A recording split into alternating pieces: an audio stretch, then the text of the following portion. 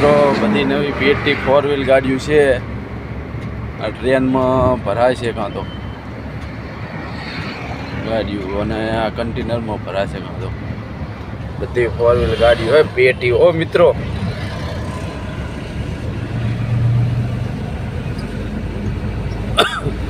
આપણે આવી ગયા સારોડી તો મિત્રો જોઈ શકો છો આ પાણીનો ટાંકો અને સારોડી રેલવે બસ સ્ટેન્ડ આવી ગયું રેલવે તમે જોઈ શકો છો મિત્રો